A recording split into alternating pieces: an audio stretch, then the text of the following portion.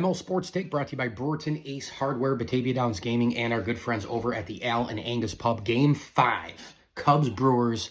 Let's do this. I can't wait for this game tonight. Now, you look at this game, and from a Cub perspective, they have had one of the best offenses in all of baseball. They've hit more home runs than anybody in this postseason. You've got Bush, you've got Tucker, you've got Happ, and they can hit the ball out of the ballpark. You have Pete Crow Armstrong, who's a power threat as well. How about Dansby Swanson, who's played in a postseason or two, won a championship with the Braves? To me, it's the offense of the Cubs. Can they come through? You know, yes, small ball is big in the postseason, but hitting the long ball is also great too, right? Getting that balance. The Yankees rely on the home run. They can't get the small ball. They're out. Cubbies, they can get the long ball and some small ball. Can they move on to the DS? Now, they're going to be doing it against a Brewer team that had the pitching lined up in Game 4 with Peralta.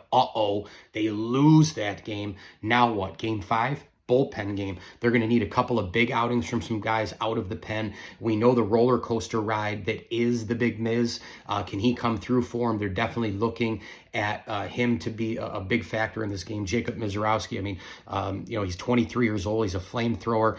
He can get erratic, but he also can be dominant. So which one is going to show up there? And is it easier or harder to hit home runs off of bullpen games? I mean, time tells. You don't know until all of them roll out there. But all I know is this is going to be epic. It's going to be amazing. And of course, the dynamic with the managers as well is terrific as well in terms of Craig Counsell going up against his former team. And you have a successor in Pat Murphy. Two really good managers, I think.